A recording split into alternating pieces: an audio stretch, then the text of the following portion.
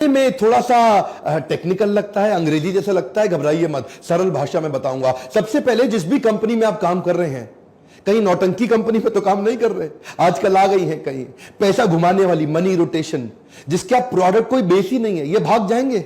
मैं आज इनका नाम नहीं लेना चाहता, नीचे आप कमेंट बॉक्स में समझ जाएंगे मैं किसकी बात कर रहा हूं। ये बहुत नोट छाप रहे हैं आजकल, बहुत कमा रहे हैं, बहुत तेज आगे। मैंने जाना बंद कर दिया इनके यहां। ऐसी कई कंपनी थी जिनके पास मैंने जाना बंद कर दिया। मैं उनसे मिलता हूं ना उनका कोई सेमिनार करने जाता हूं। ये बताते हैं हमने सैकड़ों करोड़ रुपए का टर्नओवर कर लिया पिछले कुछ महीनों के अंदर, देखो हम कहां से कहां पहुंच गए, देखो हमने कितने। अरे तुम पैसा घुमा रहे हो, मेरे को मालूम है।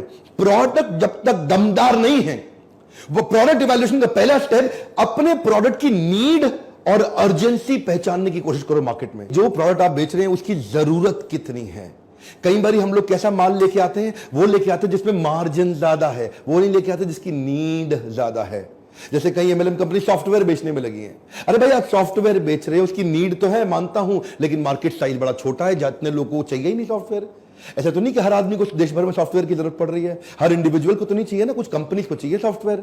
तो मार्केट साइज छोटा है उसका। और कुछ बिजनेस ऐसे हैं जिसका मार्केट साइज बड़ा है लेकिन प्रोडक्ट की जरूरत ही नहीं है जी, वो ऐसा प्रोडक्ट ले आए जिसकी जरूरत ही नहीं है। इसका सेकंड पॉइंट समझिए, identify the uniqueness of the envision product. ये बड़ा इंपॉर्टेंट है सेकंड पॉइंट। जो माल आप बेच रहे हैं वो कितना यूनिक है। आप ऐसा तो नहीं कि कुछ वही बेच रहे हो सारे के सारे बेच रहे हो। आप वही तेल साबुन शैंपू बेच रहे हो सबके सब बेच रहे हैं। आप वही टूथपेस्ट बेच रहे हो सबके सब बेच रहे हैं। अगर वो टूथपेस्ट है भी कितनी यूनिक है, अगर वो तेल साबुन शैंपू है भी कितनी यूनिक है। ऐसा तो नहीं कि कोई भी कॉपी मार लेता आकर के एमएलएम चालू कर देता है, लो जी मेरा भी टूथपेस्ट पकड़ो और बेचो जी, 150 रुपए का टूथपेस्ट 500 रुपए में बेचो। अगर आपका प्रोडक्ट यूनिक भी नहीं है और महंगा भी बहुत है, आपको बहुत पुश करना पड़ेगा सेल्स में। इसलिए सबसे पहले प्रोडक्ट इवैल्यूएशन बहुत जरूरी है, क्योंकि अगर प्रोडक्ट ही गलत हो गया, प्रोडक्ट ही ऐसा है जिसका रीपरचेज ही ना आए, तीसरा पॉइंट क्या है, रीपरचेज, उसका रिकरिंग रेवेन्यू ही ना आए, तो फायदा क्या हुआ जी। मान लो जैसे कई सूट लेंथ बेचते हैं, एक कंपनी थी सूट लेंथ बेचा करती थी, सूट लेंथ बेचते बेचते उड़ गई। अब सूट लेंथ आप बेच रहे हो, उसका रिकरिंग रेवेन्यू है ही नहीं। आदमी को हर हफ्ते सूट लेंथ थोड़ी चाहिए। आप कुछ कपड़ा बेच रहे हो, उसका रिकरिंग रेवेन्यू है ही नहीं, वो हर हफ्ते तो चाहिए ही नहीं होगा उसको। आपने मान लो कुछ ऐसी आइटम बेच रहे हो जो बार बार बिकेगी नहीं, तो आपका रीपरचेज किधर से आएगा।